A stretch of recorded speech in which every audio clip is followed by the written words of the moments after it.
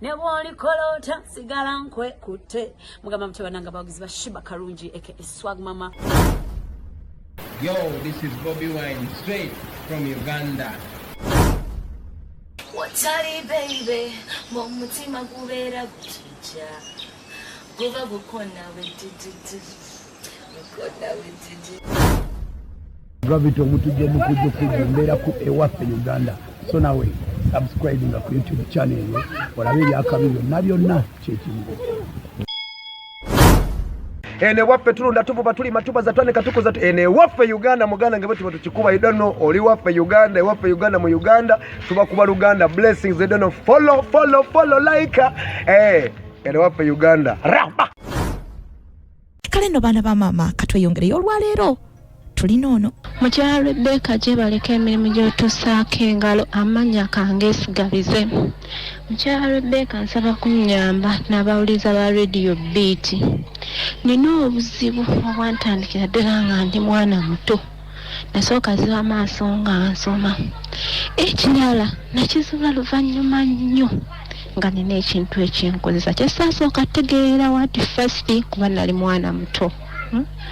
Mukyala Rebecca ekintu kinkozesa mu formula. Kati ebiseera ebyo kyagala kinkozesa nentuuka no breeding amasira. Ekirala mukyala Rebecca ekizibu kye nnina. Nina akantu akantula mu kigere. Oluusi ne kantula wano wakati wano nga mu nviiri nga onatyotuuka mu kyeri. Oluusi wano enkoto nga tonnaba ng'ogenda tuuka ku nkoona. Ne kabeerawo ne kamalira ddala ebbanga oluusi emyezi ng'ebiri ne kamala ne kavaawo. We natambulako baŋŋamba nti mpewo. Tindika empewo gye bayita kinene.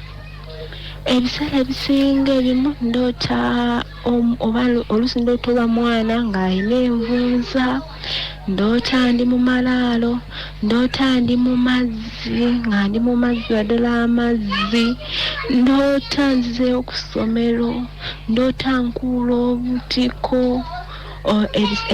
Emirundi emirala nendoota nga ndi mu lutalo naye ng'ate ndi waggulu mu bbanga ng'olutalo sometimes luli wansi oba nendubeeramu mwennyini nga nwana nemmala ati nentuuka mu butolosi. Mukyala Rebecca nze gw'olaba wano eno sifumbirwangako. Buli musajja aŋŋamba nti aŋŋambako okumpasa asiraana afuna ebizibu. Nze n'essaawa eno sijja kulimba ebyabasajja nabivaako kuba omusajja bwe mwagalako omusajja afuna ebizibu oluusi n'afa n'okufa. Baŋŋamba nti mpewo naye zirimu eddogo.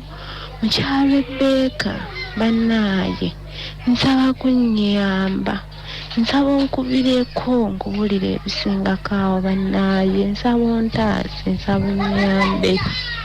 Nansanyuka ng'onkubiddeko. Ennamba yange yeeno ya Airtel. Nsaba onkubireko. Era nga bw'okisabye ekyengenda okukola ngenda kukubirako oyongere okutulambululira ensonga ezo zonna oyongere okututangazaamu omuwuliriza wange asobole okukitegeera obulungi. Eri omuwuliriza wa Beat FM ekintabuli ky'omuziki ffe okwogera kuba kwaffe okukola kubeera kwa nannyini oyo abatuleetedde ensonga ye.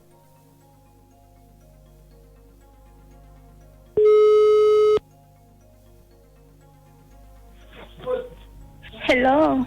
Jebale kunyabo. Kana wejebale. Nze Rebecca Jingo. Yenyabo. Buzibu ki obusinga? Obuzibu mami watandika nga nsoma. Kati tata ali awo tannafa nakizuula tata afudde nga alina ekintu ekinkozesa.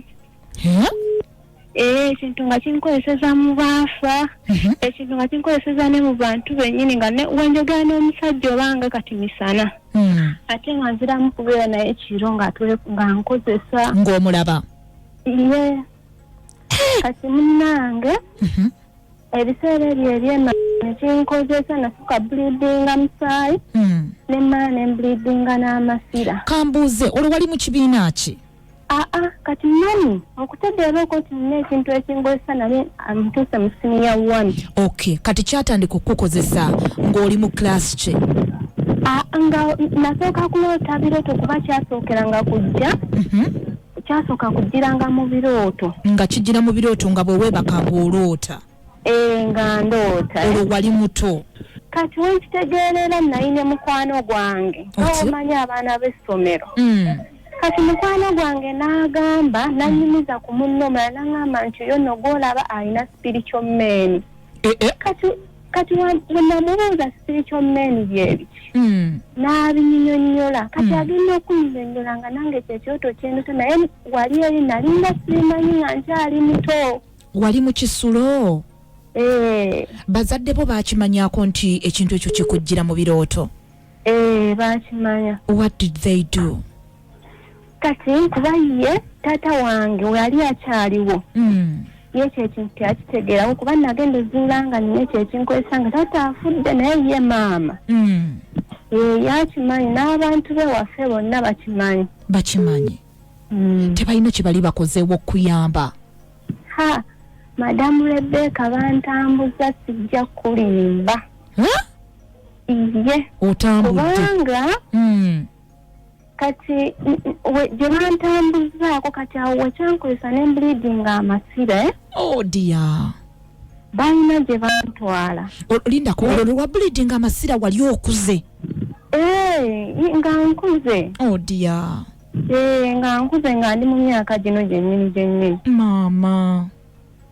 Kati eyo gye bantwala nafunamuko nga olaba enjawulo kuba kyalekerawo okujja kyalinanga awo wenatandikira okubuliidinga amasira kyali kinkozesa naye nga ndaba nga feesi erinanga yankima naye ng'ate no wansi kirina obusajja.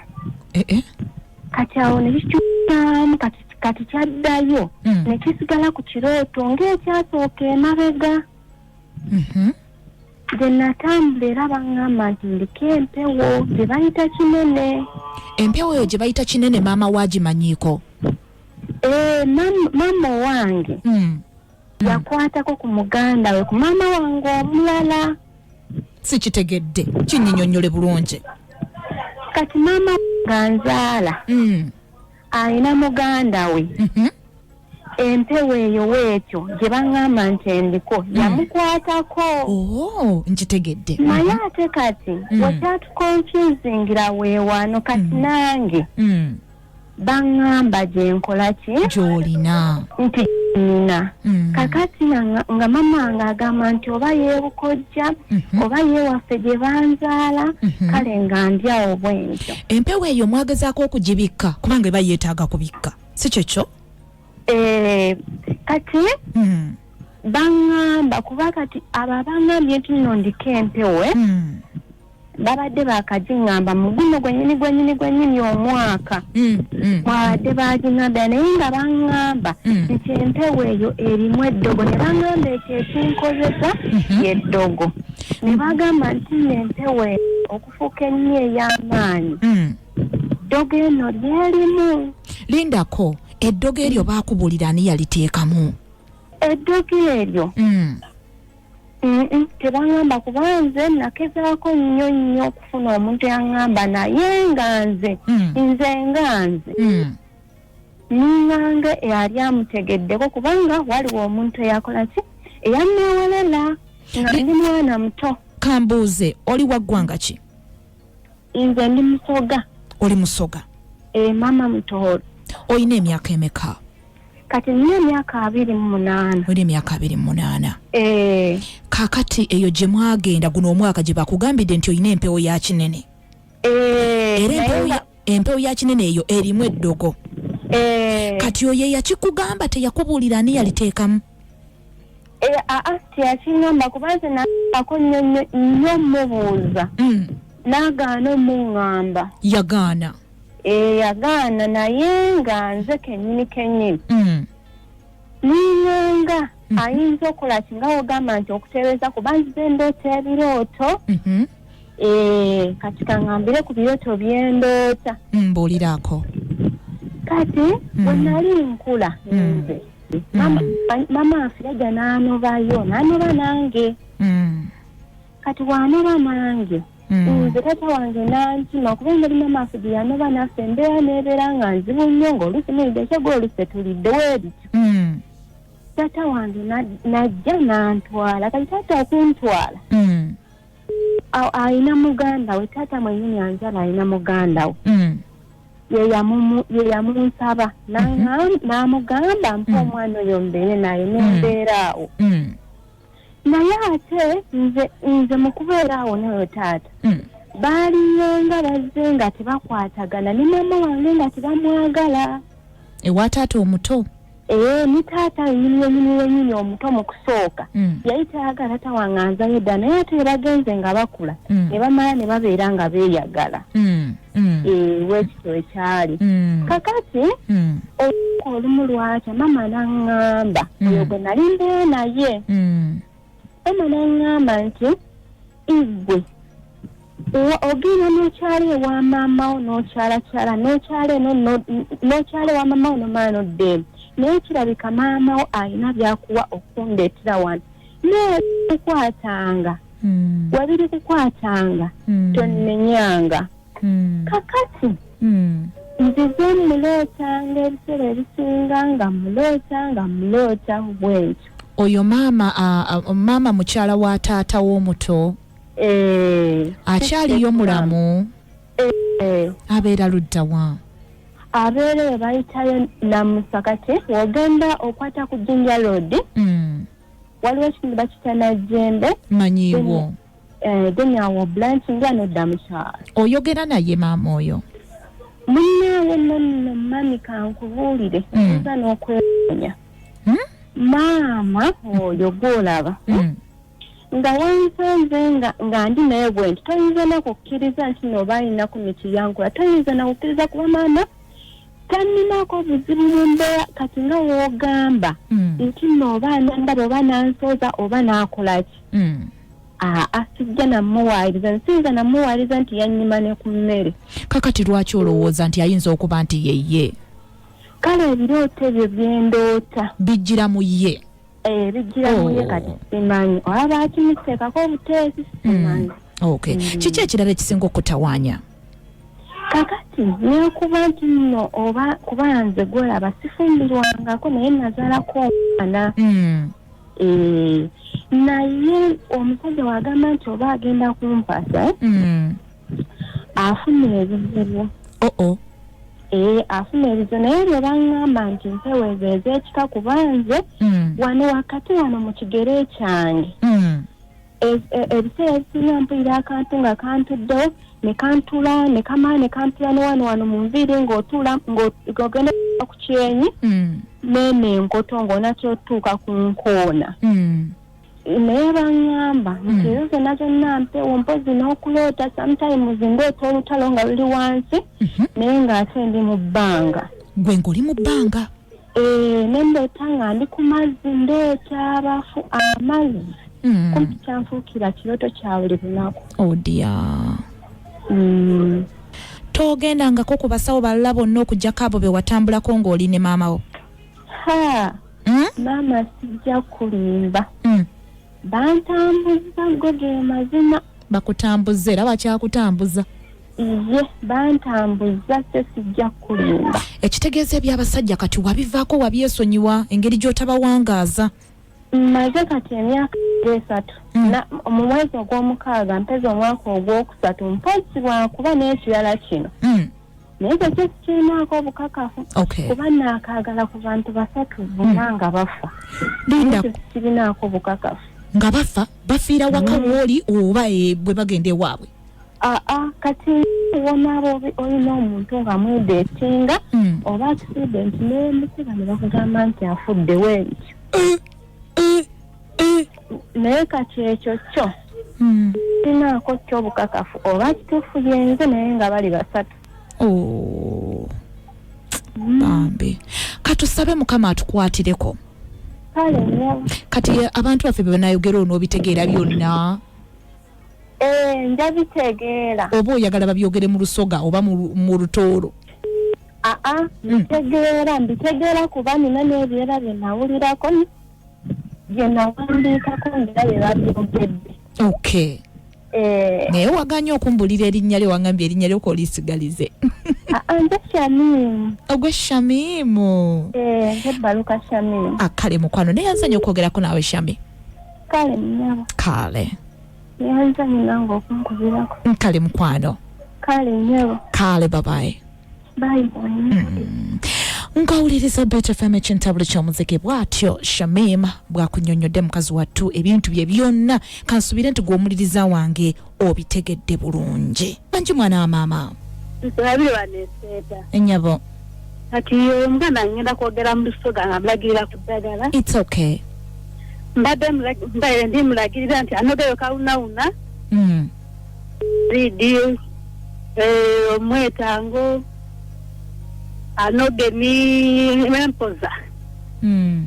Empoza agitegeera ebingi. Atabule mu lweza n'eibombo. Afune eivu. Abitabulemu. Ajja anabaita n'abira mu kiyigo. Anabira ennyuma w'eifumbiro. Idamu yambaku okugoba kwe ekintu ekimukozesa. Ninze babiri eseeta wano. Neyanziza nnyo mukwano babiri eseeta. Bekola bekuweereza kakati omwana Shamimu agambye nti we batambuddeko babagambye nti empewo bagiteekamu eddogo empewo ze zivaako obuzibu. Mbadde ngenda sooka nsabe balaba batera sooka ne batereeza ku mpewo ne balaba oba ekintu ekyo kinaatereera nga n'oli yassaamu eddogo nga bwe bagamba bwe kiba nga kituufu empewo ze zijja kuvaayo zimwogere.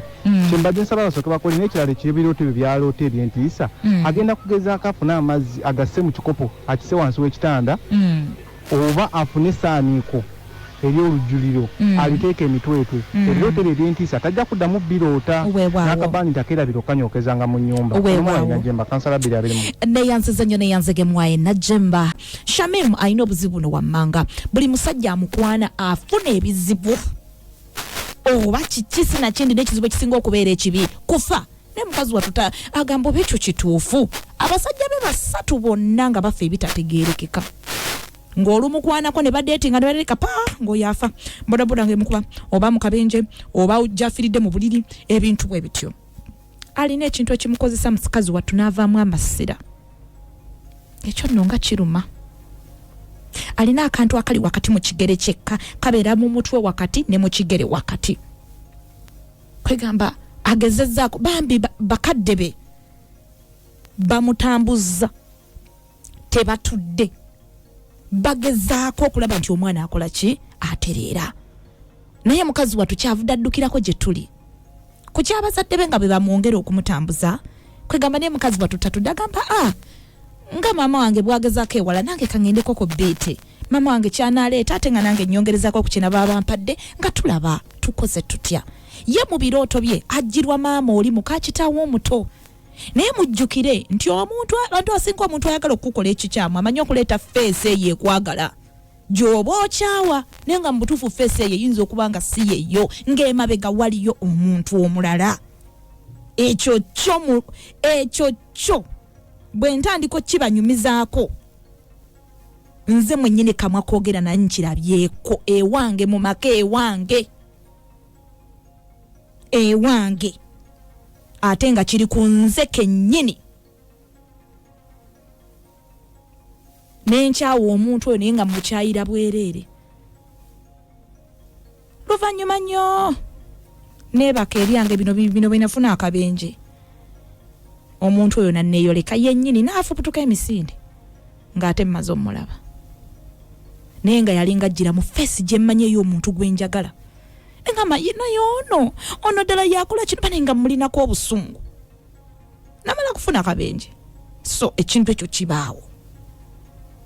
kibaawo kati omukazi wattu ye maama we bw'ali eri akola kirala asaba naffe tubeko kye tumugamba. Okay? Neyanziza nnyo bamaama ne bataata neyanziza nnyo neyanzege ng'era ntuusa okusema kwange eri abateesa baakuno ebiteeso byammwe byonna biyambye bangi tebiyambye nze nzekka bangi nnyo okumanya abantu abali emabega w'ebintu ebyo. Kintu kyangu nnyo ate ng'oli mu nnyumba yo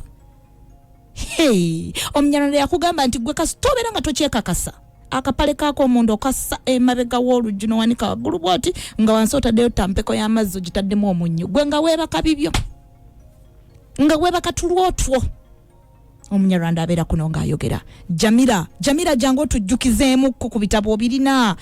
Nanyonjo luusi maama teweebaka. Yasine Kawandwa bigambo temwebaka. Ebintu bino tutera okubyogera. Ne lwekubanga ebeera class tujjukiza kati tukomyewo twejjukanye. Tebiyamba gwe wekka. Nange bimanyi okunyambako. Mumbeeremu ebeeganye. Wemulooza sifuna binchankalanya. Enze kale tuteeseze Shamimu mwana wa maama tulabike nga tweyongerayo. Hello. Wange munnange. Ekintu eky'omwana omuwala oyo. Iye maama. Kitta abasajja abo. Kyekitta abasajja be. Yekinyabu. Esimu naye giteeke ku mumwa tuwulire ky'otugamba maama. Kituufu ddala mpewo zimuliko. Empewo zo zimuliko kitegeeza mulina okutereeza empewo mukwano. Hello. Mukwano gy'oli. Nga tuli ku kintabuli ky'omuziki. Yogerako nange munnange wange. Ebbeka Jingo nkulamusizaako. Naye kati okulaba nga ekintu ekyo ekimukozesa kike tekiddamu kujja. Agire enkuba weetonya ng'etonnya amazzi g'ekisasi asitamaawo wansi we gatonnya agakwate aganaabe wansi we agambe nze abantu be bankozesa emizimu teginkozesa okuva n'olwaleero gwajja nankozesa nkwegobyeko leero ewange walumira ekyo ekintu tekiriddamu kukola ki komawo.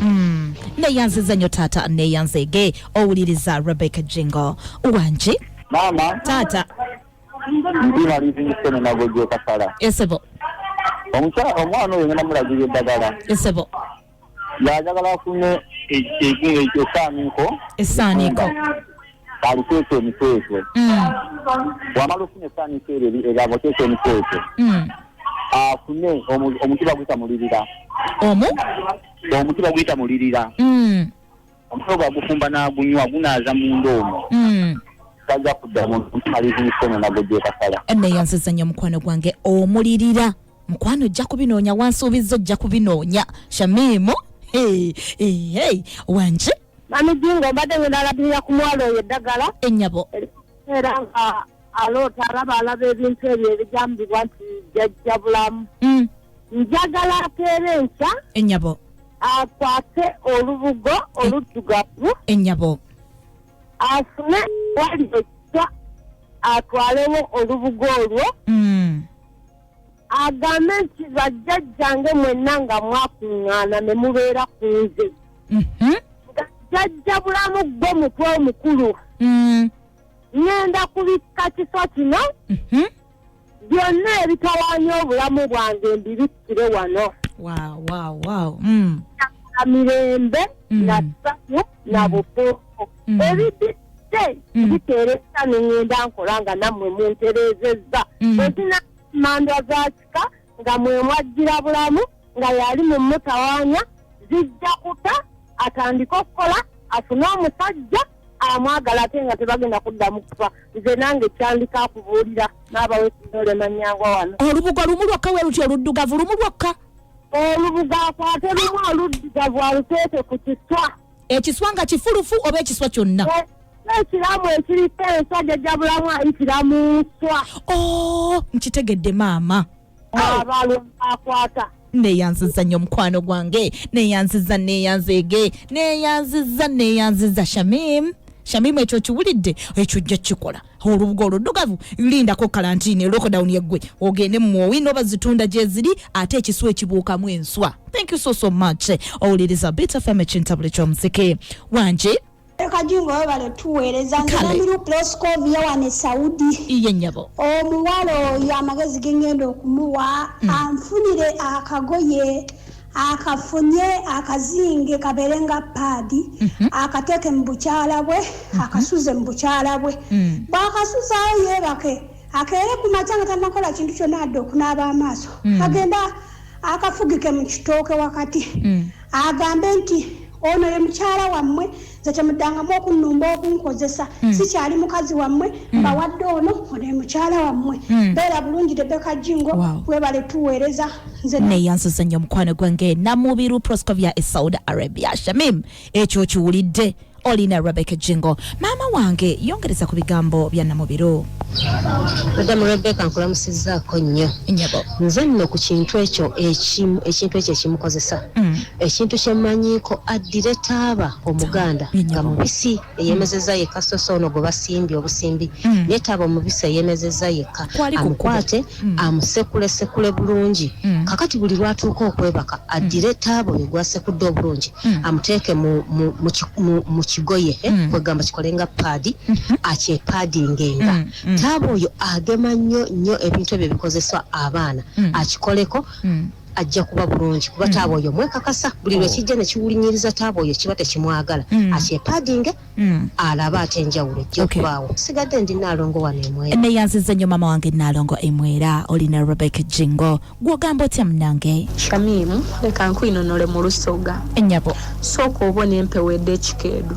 Moditi yamise mubone kyedikoba moditereze omumala woditereza ngere ebintu okayibona bikakusumbuwa funa amadi mu bafu ogasuzenga wansi w'ekitanda obubaka ojja bufuna bwona ate ebirote ebyo byoko ebikutiisa funa eikaire oba ensansa ote wansi wa piro obitendukireko bw'omala ekyo ositula akabaani akayero okatenga ukajjo toja kuira mufuna birote ebyo byantiisa baba nga neyanziza nnyo mukwano neyanzige Shamim bye bakugamba obiwuliriza munange neyanziza nnyo mikwano Wange genda kufuna olwaliyo ateekemu olulagala lwa gonja ayezezeka emitwetwe nga genda okwebaka afune ebbaafu asuzengamu amazzi mu mulyango afune ekibiriiti akiteeke mu ppiro nga buli lwabirota azukka n'asaza akabiriiti tagenda kuddamu kubifuna kubanga bitebuuka amazzi ate tegezizika mmere. Nze Naalongo Katongole Masajja. Neyanziza nnyo mama wange Naalongo Katongole Masajja olina Rebecca Jingo. Wange mukwano mwana muwala oyo aleme kwefuula nti maama we oba maama we yefuule nti amwagala nnyo. Abantu bamaama bazibu nnyo. Akwata obugoye lwa maama we owe yennyini gwagamba nti amwagala alweyalire wamala okweyalira ayebakeko paka ku makya kyanazuulamu oba ekirooto kyanaalootyako kwokwo kwaba atambulira oba ye addemu yeebuuze twasalibwa amagezi amaki amalala kufuna eddagala erinamujjanjaba. Neyanziza nnyo mukama wange so Shamim kitegezo ino gendako ewa mami omusabe olugoye lwe olusuleko olugoye olwo bw'ona olusulako ekirooto ky'onooba olootoddeko ate kwona otandikira. Neyanziza Rebecca masanafu mbadde njagala kutangaazamu ng'akugamba nti ekintu ekyo kinene ate ekintu ekyo kikola bukuzi kiva ku stage esooka ne kidda ku ndala ne kidda ku ndala so n'okukirwanyisa si kyangu kizibu naye afune ku ddagala ery'enjawulo awo ze bagenda mugamba nti kyembadde njagala okutangazaamu nti ekintu ekyo kinene ate kikula kiva ku stage esooka ne kidda ku stage endala bwekityo. Nze ndimuwulirizaawo. Neyanziza nnyo mukwano gwange webala okututangazaamu kubanga munnange waliwo mpereza ka message kano n'angamba Becky I really want to talk about anything naye singa naffe tetwatereeza byewaffe sandizadde sandifumbiddwa sandifunye yadde omulimu naye naffe twamala kuddayo ne twejjamu olukungu nti twasoma ne tutereeza ebyewaffe ne tulyoka tutereera ate twali ffenna ate nga kyali kikutte omuntu omu yekka. Becky oleeta ebintu kakati otaddeko kaki seriously nja kwogera amannya bw'otanvaako. Anyway ndowooza mukwano Shamim owulidde munange mwina kirumba omu naye nga kiba kyagala abantu bonna batereeze.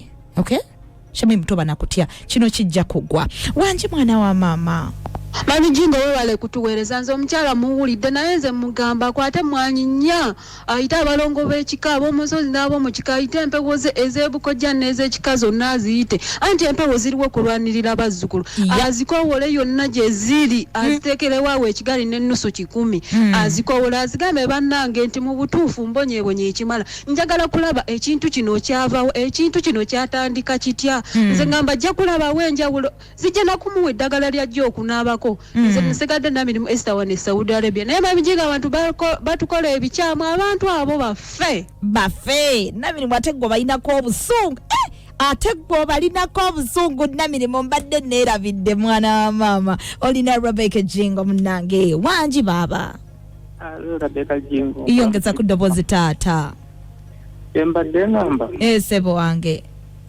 kagezeeko anoonya omuti okuyimiriramu amazzi omuti oguyimiriramu amazzi waliwo okuti ogubeeramu ekinnya otyo amazzi agayimirira mu kinnya ago mpulira agende yeetawaaze okay tekigenda kuddamu okumukozesa baba neyanziza nnyo mukwano gwange neyanzige Shamimu manyi omuti ogukola ogulina amatabi amazzi agalegama mu muti omuti gwonna waliwo omuti nga gwamera amatabi ne gaawukana bwe gati naye nga galina ekintu wakati awe ninga enkuba bw'etonnya amazzi galegama ago ge mazzi omwami yogabadde ayogerako naffe munange wange gwogamba otya Wange nga tuli ku kintabula eky'omuzike kono Rebecca Jingo gyebaleko bale tuweereza kikwano enze genda kumulagirira ku ddagala eriyo ekintu ekyo obutaddamu yingira mukozesa tuteeke mu mulyango agenda okufuna entanga nagiteeke mu mulyango afune ekisagaze ennyingo 2 nazo aziteeke mu mulyango endala zezizike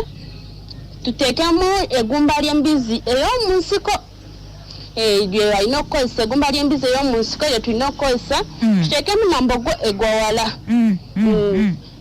byebirina okumutaasaako ekyo kintu obutaddamu kuyingira mpozi nekirala amazzi gateeka eyo wansi w'ekitanda ewateeka omutwe byemanyi mukwano bale tuweereza kikwano nsigadde ze Evelyn K enamuŋoona neyanziza nnyo omuganda wange Evelyn K enamuŋoona olina Rebecca Jingo mukwano yongereza ku bya Evelyn K gwogamba otya my future bale kutuweereza ogwebale okuwuliriza mukama wange mwoyo gwa gwanga sekaberera nadinga ndi wane nateete yesebo mwanyinaze muwulidde bulungi nnyo n'ekyamukisa mulungi naakalabako ku bantu abawera 6 naye ng'entabwe yonna ezo empewo tezeetaaga kubikkira waka ennamba yonna gye ndabye ebadde egenda ttanda wa Walumbe ne babikkira eyo ne babikkira ettanda wa Walumbe ekyomukisa omulungi madamu Rebecca teri kuwaayo mutemwa gwa ssente abantu owaayo nga bona boseesa mu kyoto n'oteekawo oba kya 5 gw'okusinziira ku nfunayo oba kya 10 teri ebyo byabasawo nti oba bino ab'ennaku zino bye babba abantu gwe twala oba 10 oba 5 oba 2 gw'okusinziira nga bw'oba oyagadde naye omukyalo ono musoga era n'ab'ebusoga bagenda yettanda anti kaakati etaata yensonga lwaki owulidde nti nno oba kinene oba kitegeeza nti zonna zaawano kiba kirondoola nze mu bufunze nandibadde ngamba obutayonoona nnyo ssente mu basawo be yakatambulako asevingeko agendeko ettanda ewa Walumbe neyanziza nnyo mwoyo gwa ggwanga ye bw'atyo bw'ateeseza Shamim maama mugambeko n'abantu abalaba okulagana nabo oba abatambulako mugendeko ettanda ewa Walumbe mulabe ffe okuteesa kwaffe oba okwogera kuba kwaffe okukola kuba kuko Shamim mu bintu byonna bye twogera tetukukaka kola kino si byampaka ffe twogera gwe n'olondamu ky'osobola okukolako Wange Mami Jingo Wange mpozi kyamaze njagala okutangazako okugiramu katuni iye maama omuwala oyo bw'aba amaze okubika ekiswa taddamu kulya nswa paka lwaliro kabaka bulamu ng'aleza kabaka n'abaako kyamugamba taddamu kulya nswa kasita awulidde neyanziza nnyo maama toddamu kulya nswa kasita onoobika ekiswa ekyo ekibuuka ng'okibisse n'olubugo luli oluddugavu toddamu okulya enswa munnange Wange si buli bulamu nti kati ekiswa kibika agenda kubika bulamu agenda kubika tangaza nedda si bw'alina okukola asooka afuna olumanyo otyo aluteeke ku mazzi ku lutimba afune olutimba nga lulegamyemu amazzi ayiweko olumanyo mu lutimba muli nga mulimu amazzi ageeyiwe mu mutwe njagala kumanya nakutegeera asooka amanye ekintu kino kyava kuki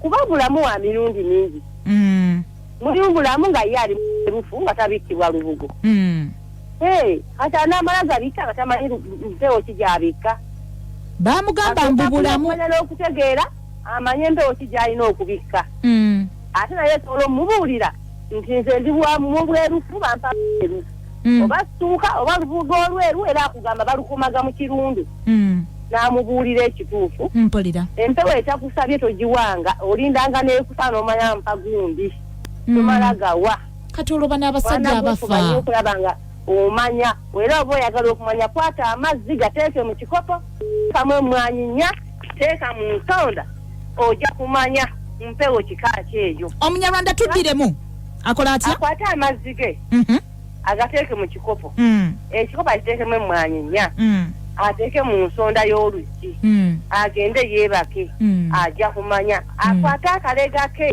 kana akafa ka wansi akambulemu ng'akatakoozezza kasibyemu akawanike mu mulyango yeebake ng'etteeka agenda kumanya buli kimu mpulidde naye tamala gabikka nti ojo atategedde ye maama alinde empewo kyeyo era mpewo zeeyogerera zijja kumulaga neyanziza nnyo ya munyarwanda waffe ow'omubulo bw'atyo bw'atangazizza okuluŋŋamya okutangaaza okuwabula kwonna tukusanyukira neyanziza nnyo neyanzege Wange Beki gye baleko nnyabo kale taata nawe gye baleko Beki nze mbadde nsaba kutta ku kibuuzo ekyo Wange mukama wange mbadde nsaba kuddamu ansa ya kibuuzo ekyo nnyabo nsaba nange kubuuza oli ku radio taata kubye ku BTFM ono Rebecca Jinga naye ng'obadde otuwuliriza bulungi munnange mbadde nkuwuliriza nnyabo naye nagezaako kuwa mu kanyomero k'ekibuuzo weebale kwogerako naffe ekyo kye tugamba omuntu ogoberera kye tuliko hallo mami Wange munnange ebale kuweereza ebale tukuberako nze bodyguard wa Firebase Mazinga Ndejje kuzanta ekiri mani Beki efebo Beki ngenda kugamba ekintu okwongera okuwabula ku mwana muwala oyo omukyala eyamugambye nti asulenga isadinza akagoye akatwale mu kitooke mami kyalina okukola alina okitwala mu kitooke nga kyannakitembe kuba lwa nsonga wano mu Buganda ekitooke kyannakitembe kitooke ekikazi kuba tajja kugwirana nti atutte ateeke buli kitooke wabula alina okumekinga sure nti ekitooke kyataddemu kyannakitembe ayinza okujjukiza kyalibadde kimuyamba naye n'atamanya kitooke kimwatadde n'ateeka buteesi ku kitooke kyonna ekitooke kikazi kirina kubanga kitooke kyannakitembe mpulira